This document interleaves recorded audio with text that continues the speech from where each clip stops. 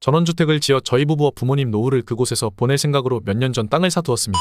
이제 드디어 공사를 시작하려는데 웬 할머니 한 분이 그 땅에 살고 계시더군요. 어르신, 여긴 제 땅인데 어떻게 사시게 된 거예요? 할머니는 조용히 미소 지으며 말씀하셨습니다. 여긴 내 남편이랑 50년 동안 같이 일군 곳이야. 주인이 바뀐 줄도 몰랐구먼. 순간 가슴이 먹먹해지더군요. 할머니에게 갑자기 떠나달라고 하는 게 맞는 건지 고민이 되었어요. 그래서 일단 공사를 미루고 마을 이장님을 찾아갔습니다. 그러자 이장님이 깊은 한숨을 내쉬며 말했습니다. 저 할머니 아드님이 몇 년 전 돌아가시고 갈 곳이 없어 남편이랑 살던 곳에서 그냥 지내시는 거야. 그 말을 듣는 순간 선뜻 할머니를 내몰 수가 없었습니다. 그래서 결심했어요. 할머니가 계신 자리엔 그대로 작은 농막을 짓기로 했어요. 저희 부모님과 저희 부부는 아직 이사를 하지 않아도 되지만 할머니를 어디로 가시라고 하기엔 마음이 너무 불편했어요. 할머니에게 마음 편히 지내시라고 말씀드렸고 좋은 집은 아니지만 지금 지내시는 곳보다 편안하게 지낼 수 있게 마련했어요. 할머니는 제 손을 잡고 계속 눈물을 흘리셨어요. 고맙네. 정말 고마워. 쉽지 않은 결정이었지만 제가 잘한 게 맞는 거겠죠? 어머니, 이런 가방은 어디서 사신 거예요? 손녀 돌잔치에서 며느리가 저에게 한 말입니다. 아직도 그 말이 귀에서 떠나질 않네요. 며느리는 제 가방을 아래 위로 훑어보며 비웃었습니다. 옆에서는 며느리 친구들이 킥킥대며 웃고 있더군요. 저는 시장에서 장사를 하며 두 아들을 키웠어요. 남들은 다 명품백 하나쯤 들고 다니는데 저는 오로지 생활비를 아끼고 자식들에게 물려줄 생각에 모으기만 했습니다. 그런데 손녀 돌잔치에서 제 가방을 보고 절 무시하다니요. 저는 화가 나고 창피했지만 꾹꾹 참고 앉아 있었습니다. 그런데 며칠이 지나도 그 말이 잊히지 않더군요. 사실 아직 자식들에게 말하지 않은 비밀이 있었습니다. 제가 몇십 년을 일한 시장 자리와 집이 재개발되어 큰돈이 생길 일이 있었어요. 다음 날 저는 아들과 며느리를 불렀습니다. 곧 이 집이랑 시장 가게가 재개발된다고 하는구나. 아들과 며느리의 눈이 빛나며 환한 웃음을 짓더군요. 내가 이번에 정리되면 주상복합 한 채를 너희 명의로 해주려 했는데 어려울 것 같구나. 엄마, 그게 무슨 말이에요? 제가 뭐 잘못했어요? 너희에게 주려고 했던 주상복합은 팔아서 명품백도 사고 좋은 옷도 입고 여행도 다니며 이번에는 나를 위해 쓰기로 했다. 한 채 더 받으실 거 아니에요? 그건요? 그 집은 내가 살아야지. 나도 좋은 집에서 살면 안 되냐? 갑자기 왜 그러시는 거예요? 며느리는 고개를 푹 숙이고 있더군요. 저는 아들에게 돌잔치에서 있었던 일을 이야기했습니다. 그러자 아들의 얼굴이 붉어지더군요. 엄마, 죄송해요. 저 그 집 받을 자격이 없네요. 그 집 팔아서 편안하게 지내세요. 아들은 울며 불며 사과하는 며느리를 데리고 자리에서 일어났어요. 그렇게 말하는 아들이 마음에 걸렸지만 저는 이제 일 그만두고 여태 하지 못했던 것들을 하며 편안한 노후를 보내기로 마음먹었습니다. 제 결정이 잘한 결정이라면 좋아요 눌러주세요. 나도 먹고 살기 힘들어. 아버지 요양병원비 내가 알아서 해. 오빠는 그렇게 말하며 아빠의 모든 문제를 저에게 떠넘겼어요. 아빠는 평생 저희를 위해 헌신하셨어요. 엄마가 일찍 돌아가셔서 혼자 저와 오빠를 키우셨죠. 늦은 밤까지 공장에서 일하시고 새벽마다 일찍 일어나 저희 도시락도 싸주시며 항상 저희만 생각하며 평생을 사신 분이에요. 그렇게 항상 곁에 계시며 건강하실 줄 알았던 아빠가 뇌졸중으로 쓰러지셨어요. 거동도 불편해지고 많이 힘들어하셨습니다. 그래서 독립한 오빠에게 전화를 했어요. 오빠, 아빠를 요양병원으로 모셔야 할 것 같아. 나도 회사에 출근해야 하고 혼자 지내실 수도 없고 다시 병원에 입원하셔서 치료도 받으셔야 할 것 같아. 그래서 말인데 아빠 입원하면서 들어가는 생활비랑 병원비를 어떻게 하면 좋을지 의논 좀 하자고. 그런데 오빠의 대답은 충격적이었어요. 내가 왜? 아빠가 나를 위해 뭘 해준 게 있는데? 난 돈 없어. 오빠, 아빠가 엄마 돌아가시고 우리 키우느라 고생하신 건 오빠한테 아무것도 아니야? 우리가 이렇게 성인이 된 것도 아빠 덕분이잖아. 그리고 자식으로서 당연한 도리 아니야? 그건 부모로서 당연히 해줘야 하는 거 아니야? 난 돈 없으니 내가 알아서 해. 이런 일로 연락하지 마. 저는 저런 오빠에게 너무 화가 났어요. 결국 저는 아빠를 설득해서 현재 살고 있는 집을 팔고 아빠가 퇴원하시면 지낼 수 있는 작은 집을 미리 구해뒀습니다. 그리고 남은 돈을 전부 아빠의 병원비와 생활비로 사용하기로 했어요. 그래서 지금 아빠는 돈 걱정 없이 편안한 환경에서 잘 지내고 계십니다. 제가 잘했다고 생각하신다면 좋아요 눌러주세요. 우리 엄마 요양병원 보낼 거면 우리 돈이야? 남편이 화를 내며 소리를 질렀어요. 치매 걸린 시어머니가 집에서 지내시다가는 위험한 일이 생길 것 같아 요양병원에 모셔야 할 것 같다고 말했더니 남편이 이렇게 반응한 거였습니다. 시어머니는 몇 달 전부터 치매 증상이 심해지셨어요. 거실에서 놀고 있는 손주들을 웃으며 바라보시다가 너희는 누군데 이 집에 들어와 있는 거야? 당장 나가! 할머니가 많이 편찮으시다고 이야기를 해도 아이들은 시어머니의 행동에 놀랐습니다. 어떤 날은 냄비를 불에 올려둔 채 멍하니 서 계신 적도 있었고 문을 잠그고 화장실에 쪼그려 앉아 계신 적도 있었습니다. 생각지도 못한 일들이 계속해서 벌어졌어요. 제가 힘든 건 제쳐두고 아이들도 시간이 지날수록 할머니를 무서워했고 시어머니의 증상은 점점 심해졌습니다. 이렇게 시간이 흐르면 시어머니도 위험한 상황에 놓일 것 같았고 아이들의 정서적인 면도 걱정되기 시작했어요. 그래서 저는 시어머니와 아이들 모두를 보호하고 싶었습니다. 그런데 제가 요양병원 이야기를 꺼내자 남편은 기다렸다는 듯이 말했습니다.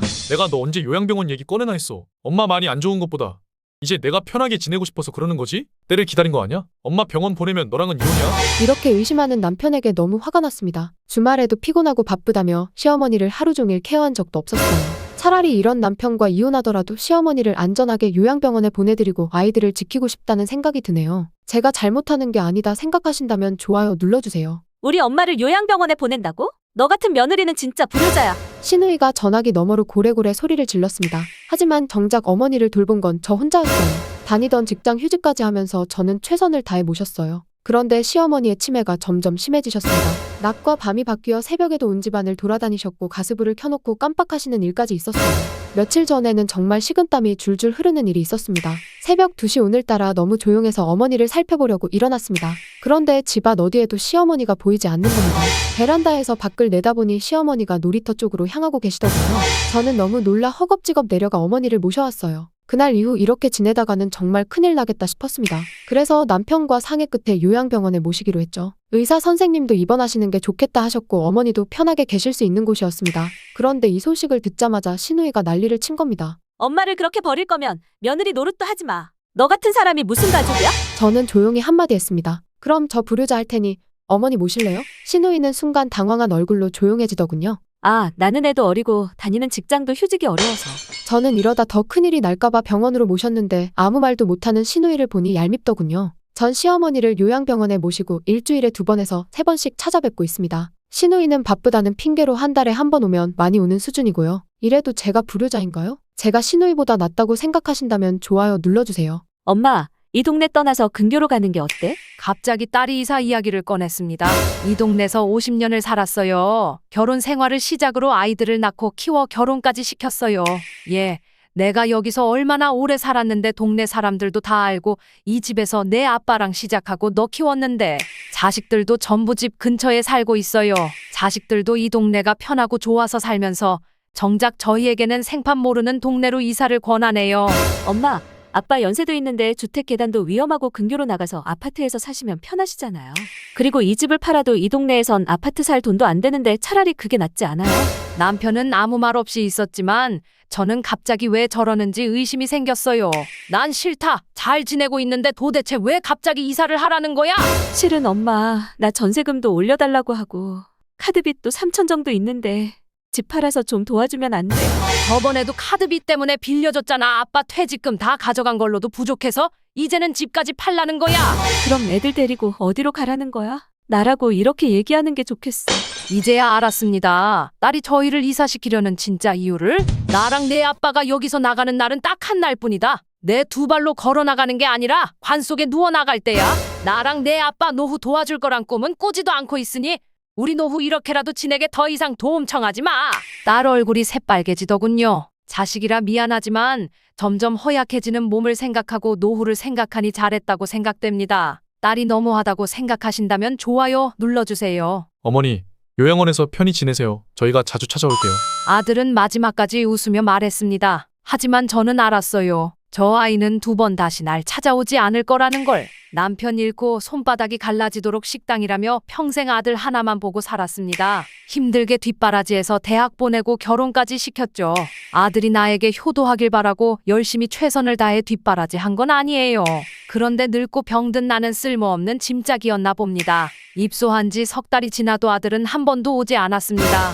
옆방 할머니들은 주말마다 가족들이 와서 함께 웃고 떠드는데 나는 그저 창밖만 바라볼 뿐이었죠. 어느 날 같은 방 쓰는 할머니가 그러더군요. 나랑 같은 처지인 것 같은데 너무 마음 아파하지 말아요. 그제야 깨달았습니다. 나는 줄 돈도 없고 남겨줄 것도 없으니 아들은 나를 버린 것이었습니다. 그 순간 알았어요. 돈이 없으면 요양원조차 찾아올 필요도 없던 엄마가 된다는 것을요. 아들 몰래 내가 죽기 전에 아들에게 얼마라도 남겨주려고 모으고 모은 얼마 안 되는 돈이 있는데 저를 위해 쓰기로 했습니다. 이제라도 제 선택이 잘한 선택이라면 좋아요 눌러주세요. 돌잔치 당일 저는 정성껏 준비한 선물을 들고 갔습니다. 그런데 며느리가 선물을 보더니 표정이 굳더군요. 어머니, 이거 어디서 사셨어요? 내가 2달 전부터 준비해서 직접 만들었는데 별로 마음에 안 들어. 그 순간 며느리의 얼굴이 굳어졌어요. 어머니, 돌잔치인데 최소한 브랜드 있는 걸로 하시지 그러셨어요.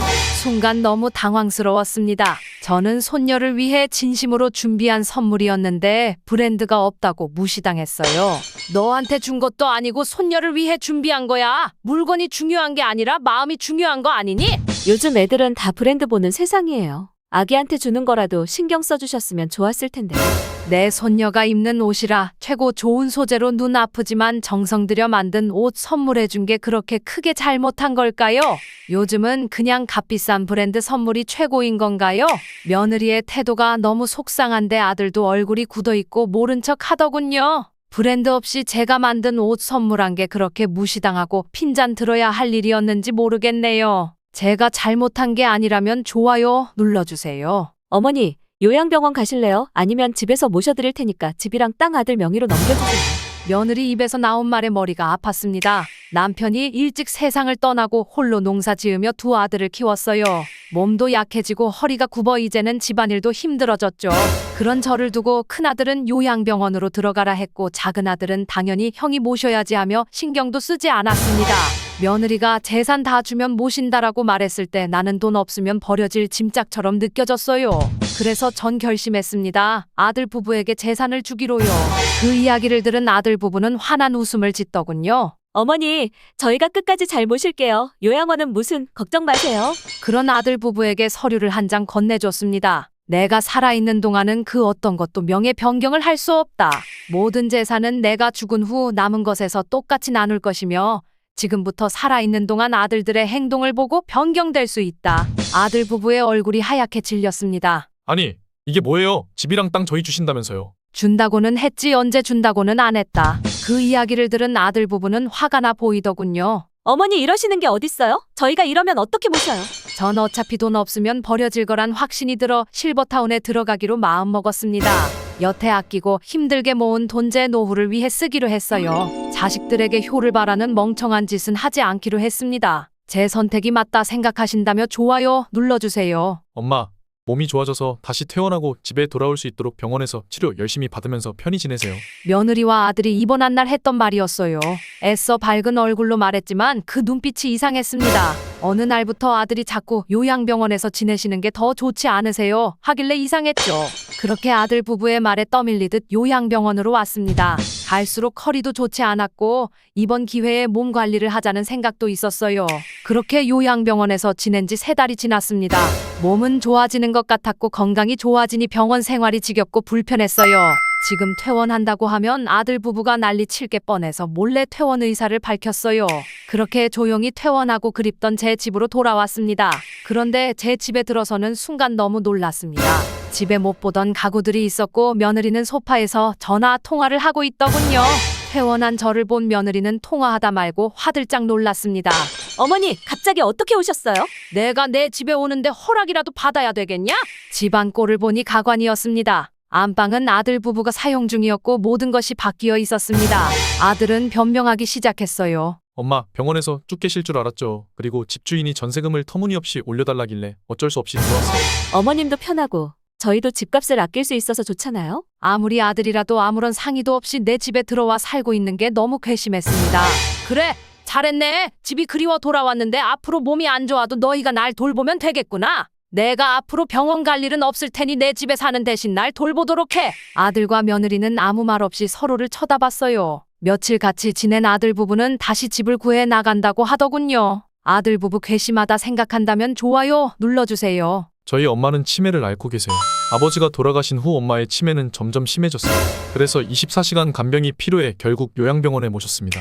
그런데 어느 날 작은아빠가 병문안을 다녀간 뒤부터 엄마가 작은아빠를 저로 착각하기 시작했어요. 엄마가 아들을 불러달라 하시는 날이 많아졌고 그 후로 작은아빠는 병원에 자주 찾아오셨습니다. 작은아빠는 늦둥이라 엄마와 15살 차이가 납니다. 그런데도 진짜 아들인 저는 못 알아보시고 오히려 저를 보고 총각은 누구냐고 물으세요. 자주 찾아가도 못 알아보시니 정말 속상했습니다. 그러던 어느 날 병원에서 엄마를 돌봐주시는 간호사분이 집에 가는 저를 조용히 불렀습니다. 이런 말씀을 드려도 될지 모르겠는데 그래도 혹시 모르니 아셔야 할 것 같아서요. 무슨 일 있나요? 엄마 어디가 더 안 좋으세요? 그게 아니라 작은아버지라는 분이 어머님께 자꾸 재산 이야기를 하시는 것 같아요.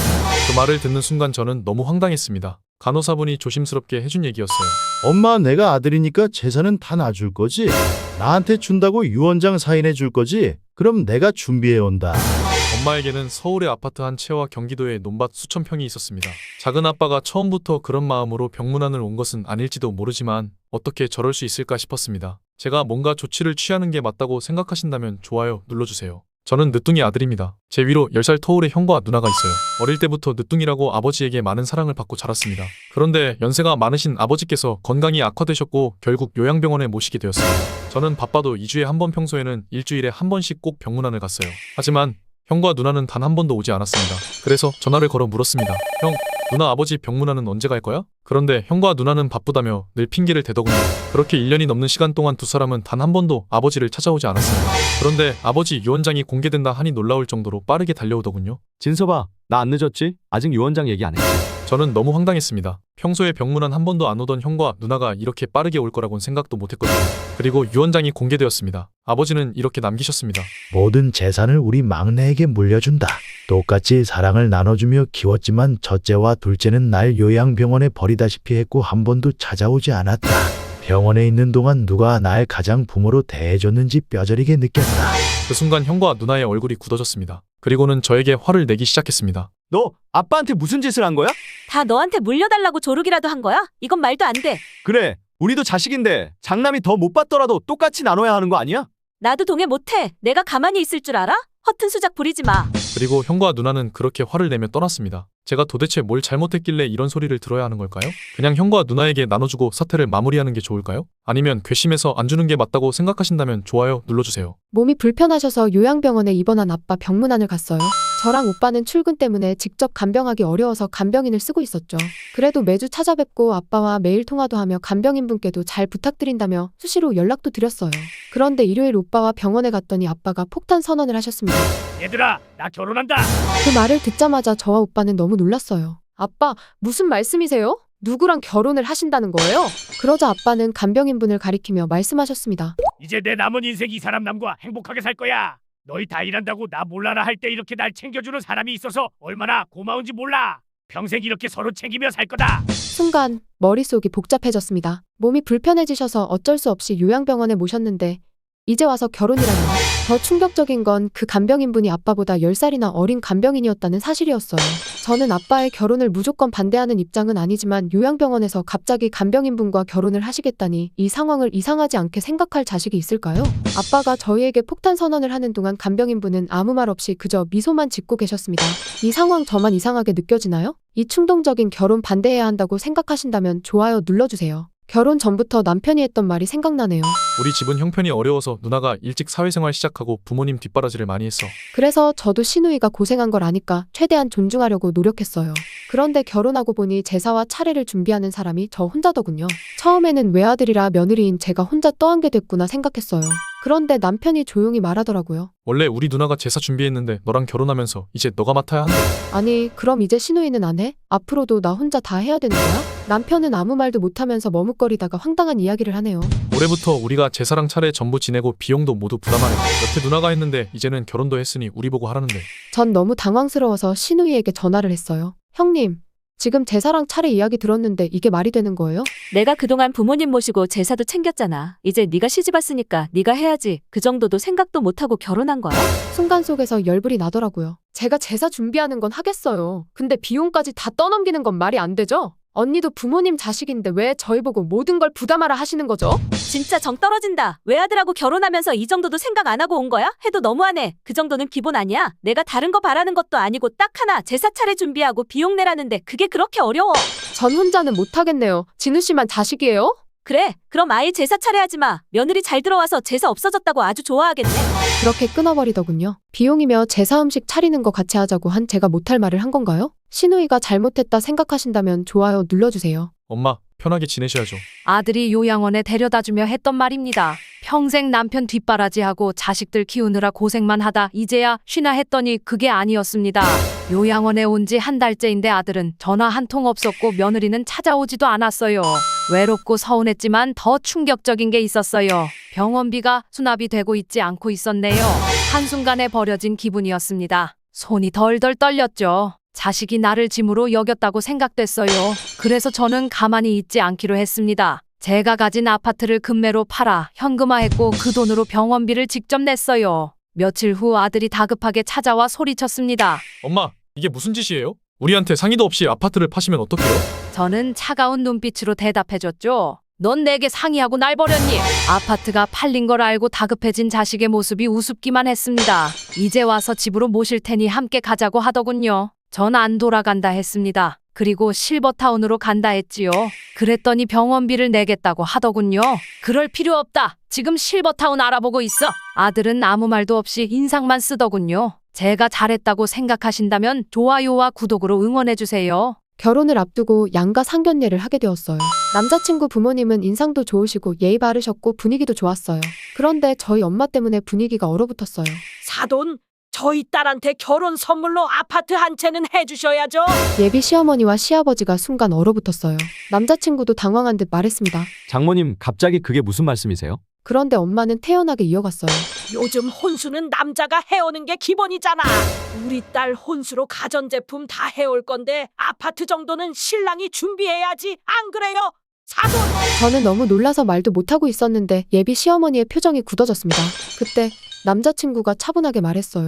어머님, 저희 부모님이랑 저는 이런 얘기 들은 적 없는데요. 저희 결혼은 저희 힘으로 같이 시작하기로 했는데 갑자기 이런 요구를 하시면 저희 결혼 다시 생각해봐야 할 것 같네요. 순간 엄마 얼굴이 사색이 되었고 저는 너무 창피해서 눈물이 나올 것 같았습니다. 집에 돌아오자마자 엄마에게 따졌어요. 엄마, 왜 그런 말 했어? 나 결혼 못하게 하려고 작정이라도 한 거야? 어쩌려고 그래?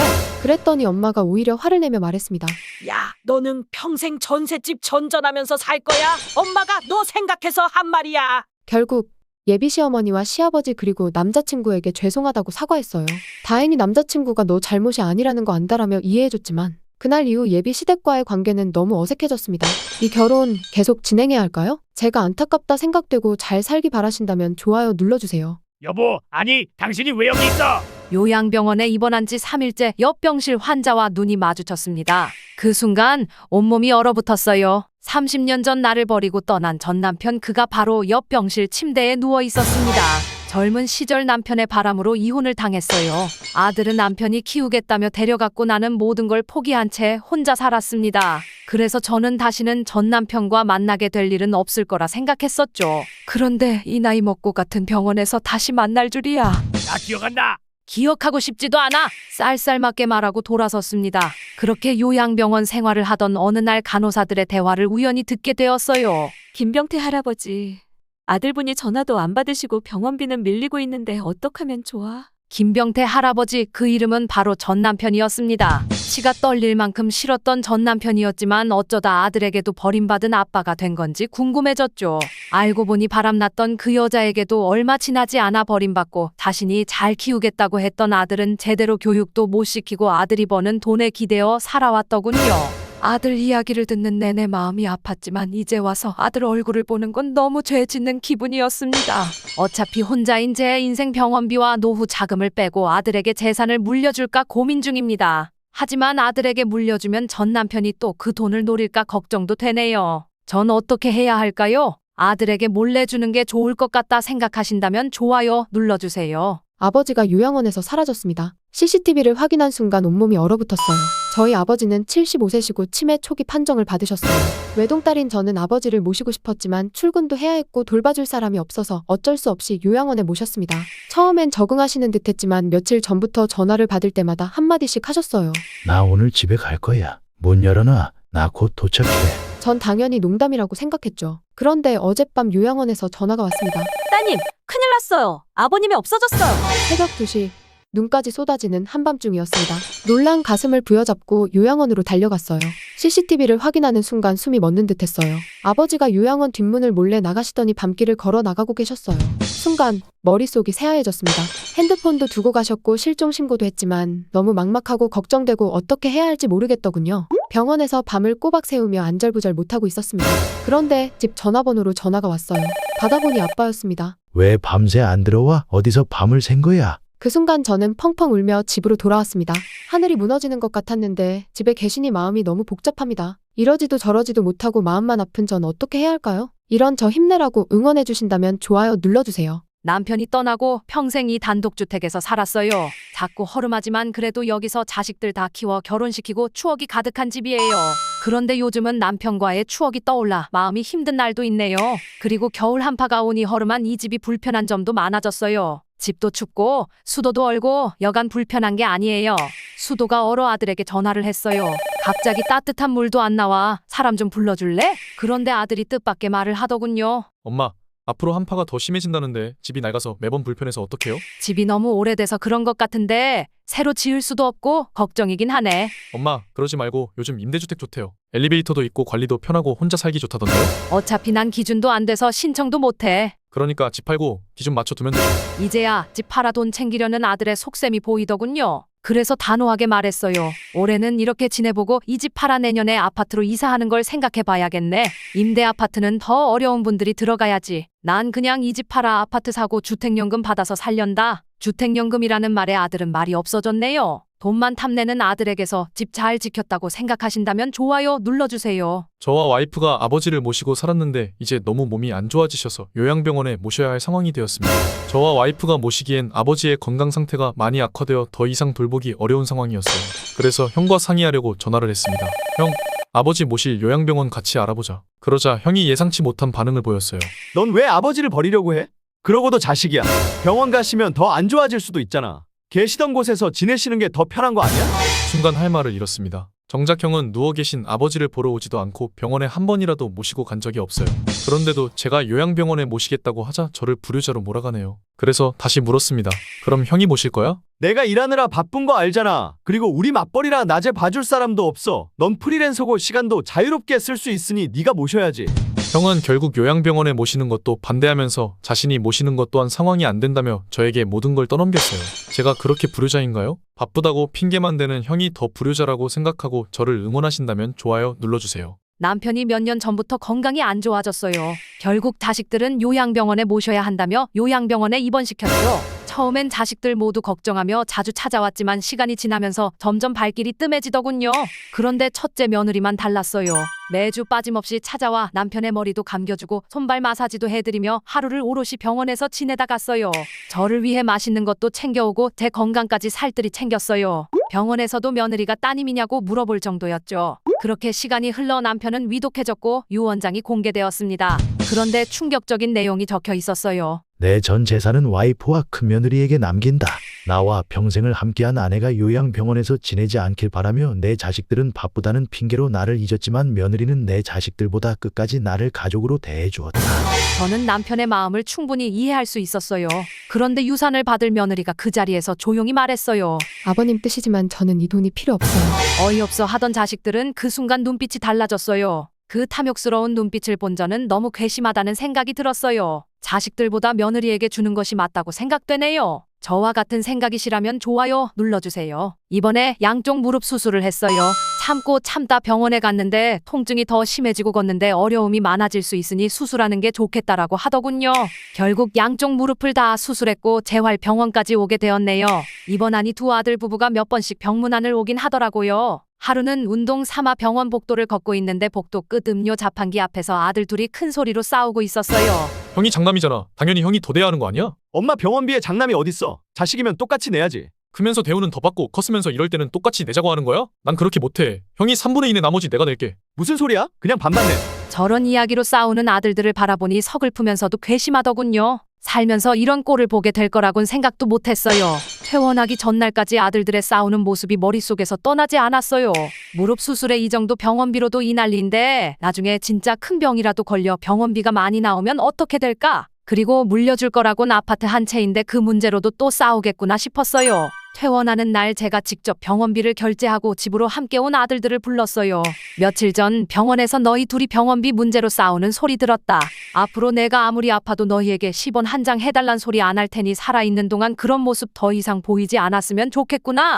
아들들은 고개를 푹 숙이더군요. 그리고 마지막으로 너희에게 물려줄 거라고는 이 아파트 한 채인데 너희들 하는 거 보니 나중에 아파트 문제로도 싸울 것 같아. 아니에요, 엄마. 아들 둘은 동시에 아니라고 했지만 저는 그 말을 믿지 않았어요. 그래서 이 아파트 내 노후 자금으로 전부 쓰려고 한다. 앞으로 내가 살면서 병원 갈 일도 많을 거고 목돈 들어갈 일도 있을 텐데 나는 너희들 도움 안 받고 이 집으로 해결할 거니 그렇게 알아도. 병원비 문제로 말다툼한 아들들은 뒤늦게 후회하는 듯 했지만 전체 결정이 옳다고 생각합니다. 제가 잘했다고 생각하신다면 좋아요 눌러주세요. 아들, 딸 둘 다 결혼시키고 이제 혼자 노후를 보내고 있어요. 노후 준비를 못 해둔 게 정말 이렇게 후회될 줄 몰랐습니다. 노후 준비를 못한 게 아니라 해뒀는데 자식이 뭐라고 자식에게 전부 줄 수밖에 없었어요. 그런데 이번에 몸이 안 좋아 간단한 수술을 받았습니다. 수술하고 입원하고 하니 병원비가 500만 원 정도가 나왔어요. 실비보험은 있으니 크게 걱정은 하지 않았어요. 퇴원 전날 저녁에 아들이랑 딸이 병문안을 왔더군요. 오빠, 엄마 간단한 수술이라고 해도 수술도 하셨는데 편하게 쉬실 수 있게 병원비는 오빠가 내줘야 하는 거 아니야? 나만 자식이냐? 너도 자식인데 너도 내야지. 난 이미 엄마한테 얘기하고 엄마 통장으로 100만 원 입금했어. 아들은 갑자기 얼굴이 굳으면 말이 없어지더군요. 실비 나오지 않아? 그거로 병원비 되잖아? 오빠, 엄마 가지고 있던 돈 오빠가 사업한다고 야금야금 다 가져가 놓고 이제 엄마 병원비도 못 주겠다는 거야? 아니 못 주겠다는 게 아니라 나도 와이프 눈치 안 보이겠냐? 넌 내가 이 문제로 네 언니랑 싸우면 좋겠어? 제 앞에서 이런 얘기를 하는 아들을 보니 가슴이 답답해지더군요. 제가 가지고 있던 노후 자금은 사업한다고 빌려달라면서 조금 가져가고 투자해달라고 조금 가져가고 어렵다고 도와달라고 조금씩 가져간 돈이 8천만 원입니다. 그런데 이제는 며느리 눈치가 보여 병원비도 못 주겠다는 아들을 보니 속이 터지네요. 이제 아들에게 더 이상 주지 말고 제 노후에만 신경 써야 한다 생각하신다면 좋아요 눌러주세요. 이제는 명절이 예전만큼 좋은 날이 아닌 것 같아요. 시간이 지날수록 명절을 조용히 보내고 싶다는 생각만 드는 게 제가 늙어가는 건지 아니면 자식들이 이상하게 변하는 건지 모르겠어요. 이번 설날에도 아들 부부, 딸 부부가 모여 북적북적했네요. 아침 식사를 맛있게 하고 식탁에 옹기종기 모여 앉아 이야기를 나누는데 아들이 갑자기 말을 꺼냈어요. 엄마, 우리도 아이 낳고 싶은데 요즘 너무 고민이에요. 오빠는 맞벌이에 돈도 잘 버는데 무슨 걱정이야? 아가씨, 요즘 돈만 있다고 애 키우나요? 봐줄 사람이 없어요. 누굴 믿고 자식을 맡겨요? 엄마, 예쁜 손주 낳아드릴게요. 엄마가 6살까지만 봐줄래요? 오빠 무슨 말이야? 원래 애는 친정에서 봐주는 거 아니야? 나 애 낳으면 엄마한테 맡길 거란 말이야. 언니 친정에 맡겨야죠. 왜 시어머니께 맡기려고 해요? 친정은 멀잖아요. 친손주인데 시어머니가 봐주시면 좋죠. 저는 가만히 듣고 있다가 기가 차더군요. 봐줄 생각도 없는데 아이들이 미역국을 마시고 있네요. 너희들 잘 들어. 난 여태 너희한테 손주 이야기를 꺼낸 적도 없다. 내가 손주를 바란 적이 있어. 너희가 책임질 수 있으면 낳는 거고 아니면 너희끼리 행복하게 살아. 둘 다 나한테 손주 맡길 생각은 지금부터라도 하지 마. 난 봐줄 생각 없다. 분명 말했다. 난 내 손주라도 봐줄 마음이 없으니 너희 손으로 키울 자신 있으면 낳거라. 아이들은 섭섭하다며 엄마 맞아 하며 지들끼리 난리를 피우더군요. 하지만 저는 단호하게 말했고 이제 제 인생 즐겁게 살기로 했습니다. 제가 잘했다고 생각하신다면 좋아요 눌러주세요. 아들 부부가 설날이라고 이틀 머물겠다며 짐을 싸들고 왔어요. 그런데 저는 점심만 먹이고 돌려보냈습니다. 아들 부부 때문에 긴 명절 내내 집에서 고생을 했네요. 문제는 며느리의 강아지 때문이에요. 저는 개 알레르기가 있어서 결혼할 때부터 너희가 키우는 건 상관없지만 우리 집에는 절대 데려오지 말라고 했어요. 그런데 이번 설날 맡길 곳이 없다며 말도 없이 강아지를 데려왔네요. 전 온몸에 두드러기가 나기 시작했고 콧물이 줄줄 흐르면서 재채기가 멈추지 않았어요. 차라리 미리 말이라도 했으면 병원에 가서 알레르기 주사나 약이라도 처방받았을 텐데 안 된다고 할까봐 몰래 데려왔더군요. 어머니, 죄송해요. 정말 맡길 곳이 없었어요. 그러면서 알레르기 약을 건네더군요. 하지만 약은 효과가 없었고 전 도저히 참을 수 없어서 멀리서 온 아들 부부를 위해 준비해둔 음식도 점심만 먹이고 보냈어요. 그런데 제 상태를 보고도 아들은 멀리서 왔는데 이렇게 돌려보내니 너무 섭섭하네. 하더군요. 전 오히려 제 상태를 보고도 그렇게 말하는 아들에게 더 섭섭했어요. 엄마 알레르기 심한 거 알면서도 말 한마디 없이 데려온 너희한테 더 섭섭하구나. 이럴 거면 그냥 다음 명절부터 오지 마. 엄마, 약 먹으면 곧 괜찮아질 텐데. 너무한 거 아니야? 나 다음 명절부터 안 올 거예요. 그렇게 가버렸네요. 결국 저는 명절 동안 병원도 못 가고 약 먹고 쉬어야만 했어요. 그렇게 아들을 돌려보낸 제가 잘못한 걸까요? 제가 잘못한 게 아니라고 생각하신다면 좋아요 눌러주세요. 한 동네에서 40년을 함께 지낸 이웃이 있어요. 이 동네는 예전에는 아파트도 없었고 그냥 단독주택만 있는 한적한 곳이었어요. 그러다 재개발이 되면서 우리 모두 아파트로 이사해 살게 되었죠. 아파트에 살면서도 우리는 매일 모여 이야기를 나누며 그렇게 지냈어요. 예전에 애들 다 키우면 우리 옛날처럼 한적한 곳에서 우리끼리 모여 살자고 했던 거 기억나? 나도 아파트 생활 별로야. 장독대 놓을 곳도 없고 사람 사는 곳 같지가 않아. 애들도 다 결혼시키고 우리끼리만 남았는데 이 큰 집도 필요 없고 근교에 각자 집 지어서 예전처럼 살까? 우리는 이렇게 웃으며 이야기를 나눴어요. 아파트 생활이 불편했던 저는 아들에게 이야기를 꺼냈죠. 지연이 엄마랑 재연이 엄마랑 얼마 전에 이야기 나눴는데 근교에 땅 사서 단독주택 지어 살면 어떨까? 그런데 아들이 예상치 못한 반응을 보이더군요. 엄마, 좋은 아파트 두고 왜 단독주택을 지어서 나가요? 이 아파트 이제 오를 일만 남았는데 팔아서 왜 남 좋은 일만 시키려 해요? 내가 판다고 한 게 아니라 그렇게 살면 재미있겠다고 이야기 나누다가 나온 얘긴데 그게 그렇게 화낼 일이야? 저 물려줄 재산 이 아파트 한 채인데 이거라도 지켜야죠. 왜 아파트 팔아서 오르지도 않는 단독주택을 사요? 다시는 그런 생각하지 마세요. 이게 내 아파트야? 내 집이지. 내 집을 내 마음대로 못해. 정말 혹시 몰라서 얘기하는 건데요. 이 집 절대 못 팔아요. 팔고 이사하실 생각 절대 하지 마세요. 동네 이웃들과 나눈 대화에 아들이 이렇게 반응할 줄 몰라 당황했네요. 내 집이 자기 재산인 것처럼 행동하는 아들 너무 괘씸하네요. 괘씸한 아들에게 한 푼도 물려주지 말아야 한다고 생각하신다면 좋아요 눌러주세요. 상견례를 마치고 정신없는 나날을 보내고 있어요. 운이 좋게도 서울 근교의 작은 아파트를 분양받았어요. 정말 아껴가며 모으고 모아 대출금을 다 갚고 이제 정말 제 집이 되었어요. 여태 월세를 줬는데 결혼 후 제 아파트에서 신혼생활을 시작하자고 했어요. 남자친구에게 집에 대한 부담을 주고 싶지 않았고 전세를 구해도 대출을 받아야 해서 대출금을 갚느니 그냥 제 아파트에서 시작하는 게 낫다고 생각했죠. 남자친구도 같은 의견이었고 대신 혼수용품과 결혼 비용은 반반 부담하기로 했어요. 그런데 혼수 문제로 예비 시어머니에게 전화가 왔어요. 지우야, 아파트 몇 평이라고? 혼수용품 사고 하려면 몇 평인지 알아야 좀 고르기 편하지. 어머니, 제 집 24평이에요. 혼수는 재훈 씨랑 제가 최대한 저렴하게 잘 알아보고 할게요. 너무 걱정하지 마세요. 그런데 예비 시어머니는 섭섭하셨는지 알았다라는 짧은 말만 남기고 전화를 끊으셨어요. 저는 당연히 혼수 문제를 우리끼리 알아서 한다고 해서 섭섭하셨나 보다라고 생각했어요. 그런데 그날 저녁 남자친구에게 전화가 왔어요.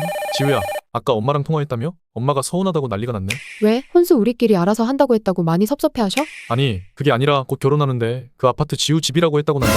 이제 결혼할 건데 우리 집이라고 하면 안 되냐고? 곧 결혼인데 내 아파트라고 생색내냐고.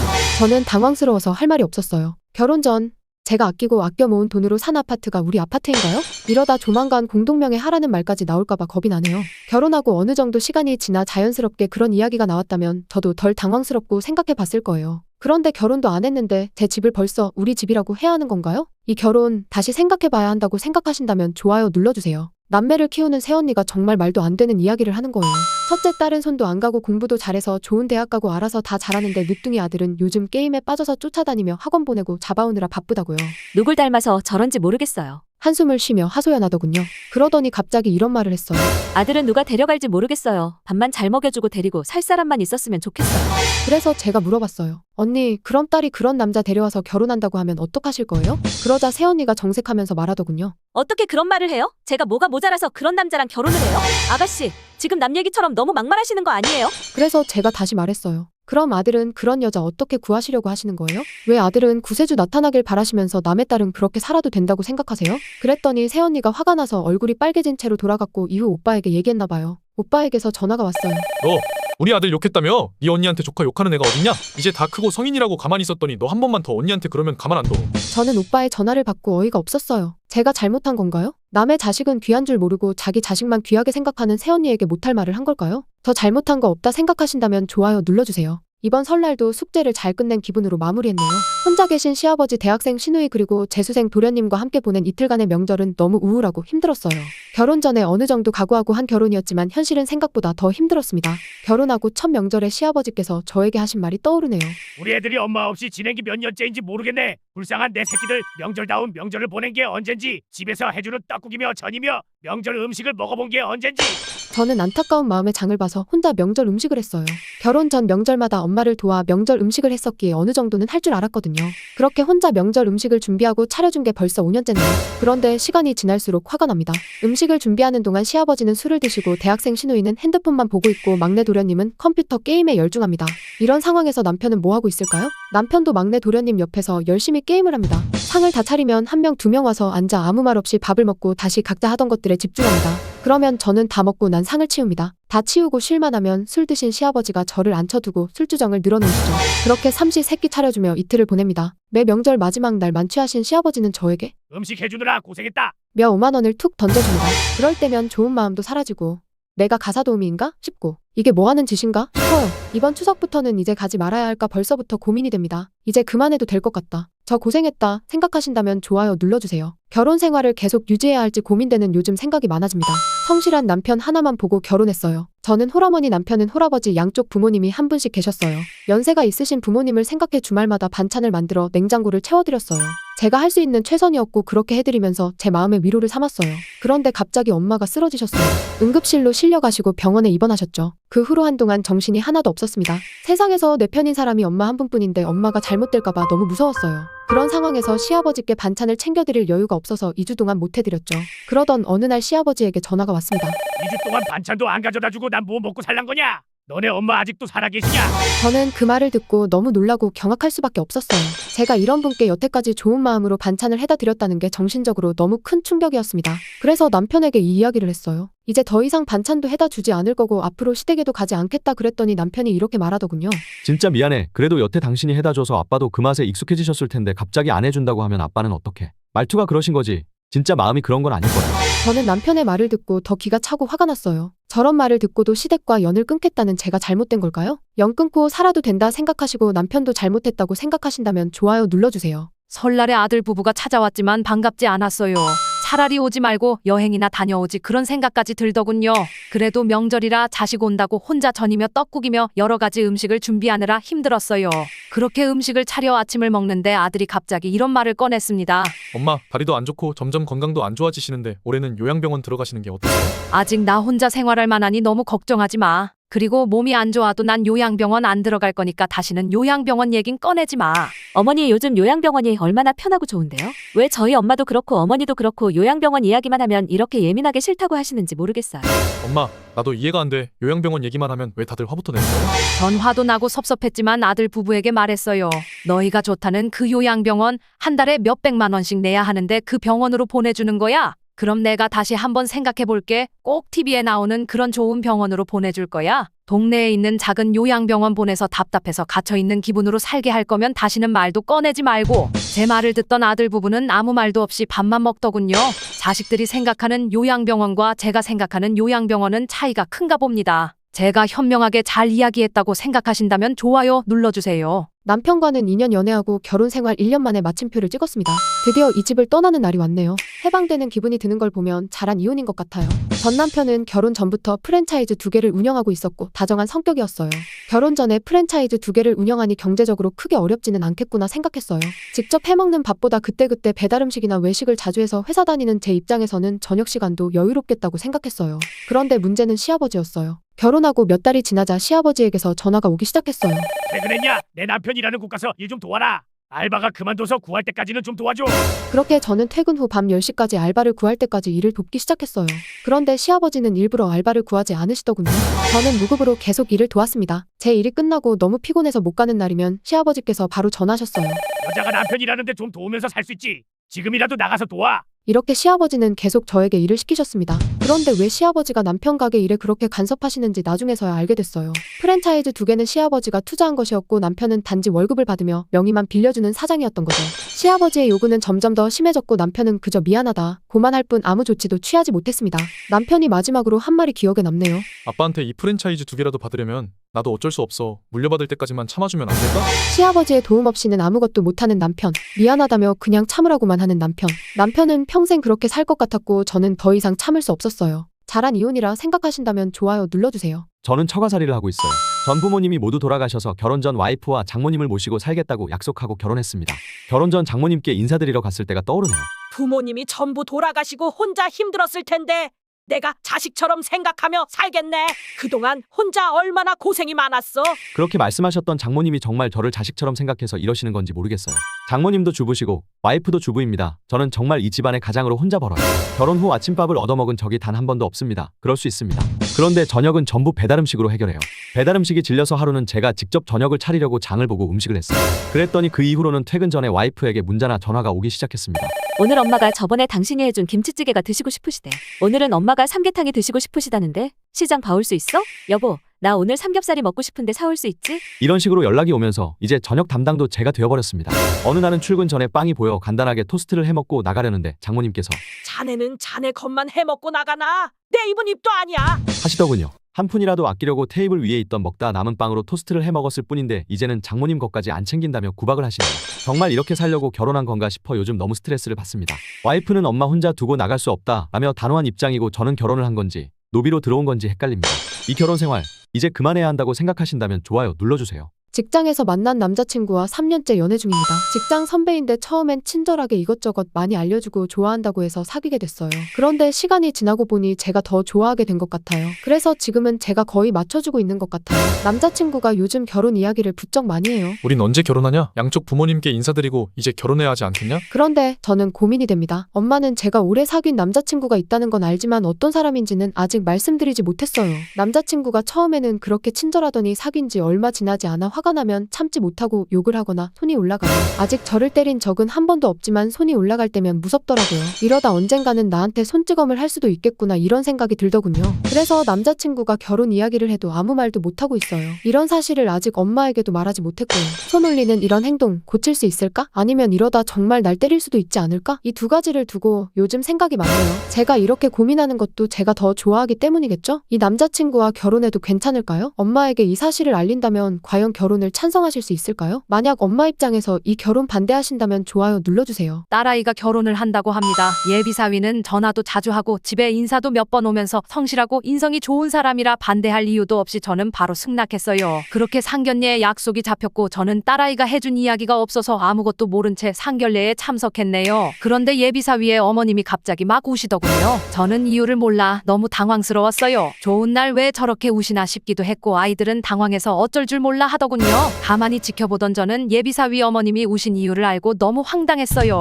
우리 아들은 대기업 다니고 돈도 모아서 집도 준비했는데 아들이 얘 아니면 결혼 안 하고 혼자 산다고 해서 어쩔 수 없이 시키는 결혼이지만 내가 너무 억울해서 눈물이 나네요. 애지중지 키워서 대기업까지 보내뒀더니 남 좋은 일 시킨 것 같고 잠이 안 와요. 이게 무슨 예의 없고 무식한 행동인지 저는 화가 나더군요. 그렇다고 제가 딸을 시집 보내면서 빈손으로 보내는 것도 아닌데 이런 얘기를 들으니 이런 집에 보내야 하는지 너무 고민이 되더라고요. 남의 귀한 자식을 얘라고 부르는 것도 화가 나는데 시집 가서는 오죽할까 싶더군요. 그렇다고 외벌이도 아니고 맞벌이를 하면서 월급도 비슷하게 받는 걸로 알고 있는데 자기 자식만 아깝다고 하는 이 집에 딸을 보내야 할까요? 딸은 결혼 후 일 때문에 멀리 살아서 괜찮다고 하지만 제 마음은요? 화가 나는 제 마음 이해하신다면 좋아요 눌러주세요. 아들 부부가 매주 집에 와서는 손주 좀 봐달라고 사정을 하더군요. 저는 아들 결혼 전부터 결혼하면 너도 가장이니 너희 집 문제는 나한테 도움을 청하지 말라고 단호하게 얘기했었습니다. 그래서 여태까지 부탁 한 번 없이 알아서 잘 지내줘서 고맙게 생각했죠. 그런데 이렇게까지 부탁하는 걸 보니 정말 봐줄 사람이 없나 싶어 알겠다고 했어요.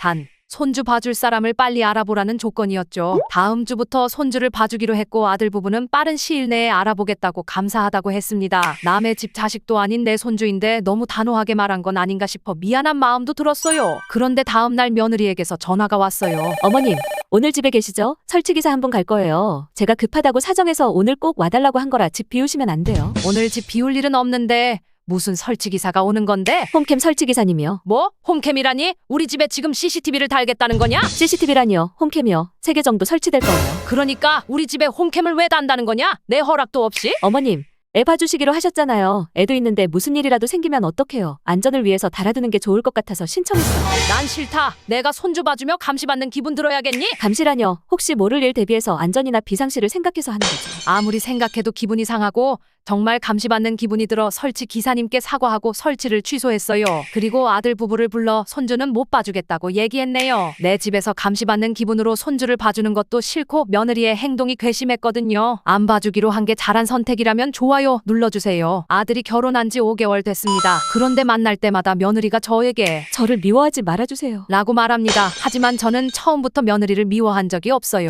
그런데도 며느리가 자꾸 그러니 이제는 미운 감정보다는 답답한 마음이 들려고 해요. 처음 며느리를 인사하러 만났을 때 아이가 조금 어두운 느낌이 들었습니다. 그래도 아들이 좋다고 하니 아무 말 없이 며느리를 예쁘게 보려고 했어요. 결혼식을 올리고 신혼여행에서 돌아온 후 며느리가 인사를 왔는데 이런 말을 하더군요. 어머니, 저 태어나서 처음으로 해외여행 가봤어요. 제가 가난해서 비행기도 처음 타봤거든요. 너무너무 좋았어요. 다음에는 어머님이랑도 같이 여행 가고 싶어요. 그때는 그냥 미소로 대답했지만 시간이 지나며 며느리의 말들이 조금씩 부담스럽게 느껴졌습니다. 가족 모임으로 뷔페에 갔을 때도 며느리는 해맑게 이렇게 말했습니다. 어머님, 저 양고기 처음 먹어봐요. 양고기가 이렇게 맛있는 줄 몰랐어요. 가난하게 자라서 이런 고기가 있다는 것도 몰랐거든요. 어머님, 저 소고기를 이렇게 배불리 먹어본 게 처음이에요. 그전에는 가난해서 미역국에 들어가는 고기나 국거리용 고기를 사다가 구워 먹었어요. 가족들까지 있는 자리에서 아무렇지 않게 이런 말을 하는 며느리를 보니 조금 답답하더군요. 제 나이쯤 돼도 세상에 처음 경험하는 일이 얼마나 많은데 며느리는 항상 가난해서 못 해봤다는 말을 하며 자기 경험을 가난과 연결짓는 것 같았습니다. 그 말에 뭐라 대답해야 할지 몰라 그냥 넘어갔습니다. 그랬더니 다음날 며느리가 전화해 이렇게 말하더군요. 어머니, 저 가난한 집안에서 태어났다고 너무 미워하지 말아주세요. 예쁘게 봐주세요. 저는 며느리를 미워하지 않는다고 여러 번 말했지만 며느리는 여전히 같은 말을 반복했습니다. 이젠 그 말이 습관처럼 느껴져 그저 답답할 뿐이에요. 이런 며느리와 어떻게 소통해야 할까요? 저는 전 와이프와 첫 만남 때부터 그냥 그녀가 좋았습니다. 외모가 특별히 예쁘다기보다 모든 게 마음에 들었거든요. 그런데 와이프는 자신의 외모에 컴플렉스가 있었습니다. 결혼 1주년이 되기 전에 저는 와이프에게 선물로 피부 시술권을 줬습니다. 난 지금 그대로도 그냥 좋은데 당신이 싫다고 하니 하고 싶다는 거예요. 와이프는 너무 기뻐하며 피부 시술을 받았죠. 그렇게 기뻐하던 와이프가 얼마 뒤 코 성형 수술을 하고 싶다며 한 달 동안 계속 이야기를 했습니다. 저는 지금도 충분히 좋은 데라고 했지만 결국 와이프의 말을 들어줬죠. 그렇게 와이프는 코 성형 수술도 했습니다. 문제는 그 이후였습니다. 와이프는 의논도 없이 병원을 예약하고 성형 수술을 받더군요. 시간이 지날수록 와이프 얼굴은 결혼 전 모습과는 전혀 달라졌습니다. 불만이 없던 건 아니지만 밝아진 모습과 자신감 있는 태도를 보며 저도 이해하려 했습니다. 그러던 와이프가 점점 저녁 시간에 늦게 들어오는 날이 많아졌고 술자리도 늘어났습니다. 그러더니 하루는 저를 식탁으로 불러 앉혔습니다. 시간도 늦었는데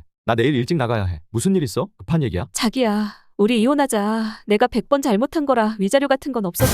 갑자기 이게 무슨 말이야? 뜬금없이 이혼이라니. 왜 이혼해야 하는데? 내가 뭐 잘못했어? 아니야, 그냥 결혼 생활이 지겨워졌어. 혼자 살고 싶어. 우리 성격 차이라고 생각해줘. 저는 이혼할 수 없다고 제가 더 잘하겠다고 설득했지만 와이프의 생각은 변하지 않았습니다. 결국 단념하고 이혼 서류에 도장을 찍었죠. 그런데 법원 앞에서 마지막으로 인사하는데 저 멀리 차에서 한 남자가 내려 손을 흔들더군요. 와이프는 그 남자에게로 걸어갔습니다. 알고 보니 와이프는 성형수술 후 다른 남자와 바람이 나 있었던 겁니다. 그 충격적인 순간이 머릿속에서 떠나지 않아 저는 지금도 힘든 시간을 보내고 있습니다. 저 앞으로 잘 지내라고 응원해 주신다면 좋아요 눌러주세요. 5년을 사귄 여자친구와 결혼 준비를 하고 있었습니다. 여자친구는 예비 장인어른이 될 분이 이혼 후 혼자 3남매를 키우셨다고 했습니다. 남자가 혼자 3명을 키우느라 얼마나 고생하셨을지 엄마도 참 대단한 분이라고 하더군요. 그렇게 상견례까지 잘 끝났습니다. 예비 장인어른은 상견례 자리에서 거의 말을 하지 않으시며 딸아이와 잘 의논해서 모든 걸 정하라고 말씀하셨습니다. 그런데 어느 날 밤 9시쯤 예비 장인어른에게 전화가 왔습니다. 여보세요? 이 시간에 무슨 일이세요? 자네 내 회사로 잠깐 오겠나? 목소리가 평소와 달라서 무슨 일이 있나 싶어 걱정하며 바로 달려갔습니다. 그런데 도착한 순간 이런 일이 있을 수 있나 싶을 정도로 경악했습니다. 본인 회사라고 하신 사무실에는 빈 맥주병이 가득했습니다. 예비 장인어른은 완전히 만취 상태였고 눈만 겨우 뜬 채 몸도 제대로 못 가누며 저를 바라보더니 이렇게 말했습니다. 이봐,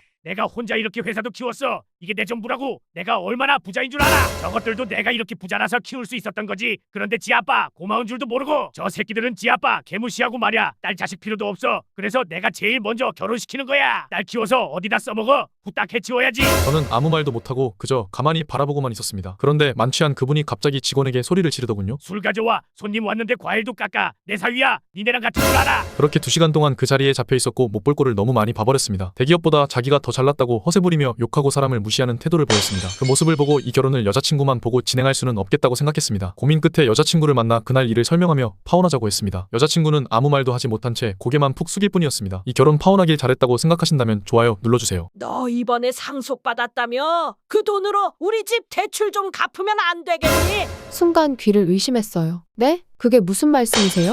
아니, 너도 우리 집 며느리인데 가족이 힘들면 도와야 하는 거 아니야? 우리 대출 부담 너무 큰데 조금만 도와주면 안 돼? 어차피 큰돈 들어온 거잖아. 그 대출 갚으면 우리 생활도 좀 더 여유로워질 거고. 순간 너무 어이가 없었어요. 그 돈은 저희 아버지가 평생 일해서 남겨주신 거예요. 그런데 신우이가 한술 더 뜨더군요. 아니, 도와줄 수도 있지. 그렇게 그 돈 움켜쥐고 살 거야? 더 이상 못 참겠더라고요. 제 아버지가 돌아가셨는데 위로 한마디도 없이 돈부터 달라는 게 가족이에요. 제 상속 받은 돈이 그렇게 탐나세요? 남편과 시댁 가족 표정은 불만이 가득했지만 아무 말이 없더군요. 저는 그날 결심했어요. 가족이라 얘기하며 위로는커녕 돈만 탐내는 시댁 식구들에게 절대 한 푼도 쓰지 않기로요. 시댁에 도움 주지 않겠다고 결심한 제 선택을 응원하신다면 좋아요 눌러주세요. 저는 결혼 5년 만에 이혼하고 혼자 지내고 있어요. 위자료도 한 푼 못 받고 아이들 양육권도 가져오지 못해서 한 달에 한두 번 정도 아이들과 지낼 수 있어요. 이혼 사유도 전 남편에게 있었는데 이혼을 미리 준비한 전 남편에게 아이들마저 빼앗겨 버렸어요. 그런데 하루는 식당 일을 마치고 퇴근 준비를 하느라 마무리하고 있는데 전 남편에게서 급하게 전화가 왔어요. 미진이가 많이 아파. 병원도 다녀왔는데 열이 안 떨어지네. 엄마를 찾아. 저는 너무 놀라 아무 생각 없이 바로 집으로 달려갔어요. 그런데 아이들은 잠들어 있었어요. 아프다며 잠든 거야? 이제 좀 괜찮아? 병원에서는 뭐래? 내가 할 얘기가 있어. 앉아봐. 왜? 어디 안 좋대? 무슨 일인데 그래? 내가 불편해서 안 되겠어. 다시 재결합하자. 무슨 말도 안 되는 소리야. 설마 애 아프다고 거짓말한 거야? 강제로 의자에 앉히려는 전 남편을 보니 예전 결혼 생활이 떠오르더군요. 전 남편의 폭언과 술버릇으로 인해 이혼을 하게 된 건데 그때 기억이 다시 떠오르니 무서웠어요. 그래서 바로 전화로 신고했어요. 아이들 걱정도 되고 또 아이들 핑계로 부를까봐 무섭기도 하네요. 어떻게 하는 게 좋은 방법일까요? 결혼하기 인사드리러 시골에 계신 부모님 댁에 갔었어요. 서울에서만 살았던 와이프는 시골집이 충격이었던 모양입니다. 이번 설날 이야기를 하면서 와이프와 의논을 했어요. 이번 설날에는 연휴가 기니까 우리 집에서 이틀 보내고 처가댁에서 이틀 보내는 게 어때? 와이프는 인상을 쓰며 머뭇거리더군요. 시댁에 꼭 가야 해. 결혼하고 첫 명절이긴 한데 저번에 갔을 때 소도 무섭고 냄새도 나고 집도 불편하고 편의점 같은 것도 없고 거기서 어떻게 이틀이나 보내? 시부모님이 올라오시라고 하면 안 돼. 저는 화가 났지만 우선 생각해 보자고 하고 참았습니다. 결혼하고 첫 명절인데 못 가겠다고 말은 못 하겠더군요. 그리고 제가 자란 곳인데 거기서 살자는 것도 아닌데 이틀도 못 가겠다는 와이프도 이해하기 힘들었습니다. 그래서 다음날 저는 와이프에게 엄마 아빠가 전화라는 말이 있다고 전했어요. 엄마 아빠가 올라오시면 안 되냐고 했더니 명절에 안 내려오면 시골 땅 10,000평 그거 누나한테 다 준다고 하시더라. 괜찮겠어? 괜찮으면 가지 말고. 아니야, 내려가야지. 1년에 몇 번이나 간다고. 갈 거야. 지금 이렇게 하지 않으면 앞으로 명절이 힘들 것 같아서 한 거짓말이었지만 제가 잘했다고 생각하시면 좋아요 눌러주세요. 딸은 결혼 전부터 혼자 있는 저를 많이 생각해줬어요. 병원도 딸이 항상 데려가고 식사며 약이며 모든 걸 항상 물어보며 사소한 것까지 챙기던 아인데 결혼해서도 저를 그렇게 잘 챙깁니다. 결혼했으니 이제 시댁이랑 사위를 챙기라고 얘기해도 매일 전화도 하고 한 달에 2번에서 4번 정도 사위와 함께 찾아와서 같이 식사하고 이야기도 나누다 가요. 그런데 결혼시킨 아들은 1년에 2번도 볼까 말까 합니다. 이번 설날에도 며느리랑 손주랑 해외여행 간다고 못 온다고 미리 전화 연락만 했어요. 잘 살고 있어주는 것도 감사한 일이지만 그래도 딸에게 더 마음이 가는 건 어쩔 수 없는 것 같아요. 가지고 있는 아파트랑 저축해둔 돈 전부 딸에게 물려주고 싶은데 아들이 가만히 있지 않겠죠? 아들은 평소에도 엄마 재산 언제 물려줄 거야 라고 농담처럼 말하는데 정말 딸에게만 준다면 사단이 날 것 같아요. 애들 키울 때도 딸에게 미안할 만큼 아들에게 더 사랑도 주고 원하는 것도 더 많이 해줬는데 이제 시간이 지나고 보니 그게 전부가 아니었네요. 해준 게 많이 없는데도 저를 이렇게 챙기는 딸을 보니 미안한 마음도 들고 어릴 때 못 해준 것을 더 챙겨주고 싶은데 좋은 방법이 없을까요? 저는 이제 은퇴를 앞두고 있습니다. 벌써 이 회사에서 25년이나 일했더군요. 작은 회사지만 젊은 직원들 사이에서 눈치 보며 자리를 내줘야 하나 고민이 깊어지는 시기입니다. 얼마 전 설날을 앞두고 사장님께서 전 직원에게 선물 세트를 나눠주셨습니다. 그리고 경기가 어려워서 많지는 않지만 떡값을 입금했으니 즐거운 명절 되시길 바랍니다. 라는 메시지도 함께 전해주셨죠. 그런데 이상하게 저만 떡값이 입금되지 않았어요. 이제 그만두라는 무언의 신호인가? 혼자서 이런저런 생각이 들더군요. 섭섭하기도 하고 서운한 마음이 커지면서 우울해졌습니다. 그렇게 퇴근 시간이 되어 자리를 정리하고 있었는데 갑자기 사장님께서 저를 부르셨습니다. 임 부장, 잠깐 사장실로 와봐요. 그 순간 가슴이 철렁 내려앉았습니다. 드디어 그만두라는 이야기를 들으려나 싶었죠. 임 부장, 떡값 안 들어와서 좀 섭섭했죠? 이거 받아요. 사장님께서 흰 봉투 하나를 건네주셨습니다. 경기가 어렵다 보니 다들 힘들지만 우리 임 부장처럼 이렇게 오랫동안 회사와 함께 열심히 해준 분은 없잖아요. 그래서 이건 내가 직접 꼭 전해주고 싶었어요. 여기 건강검진 예약권이랑 떡값이에요.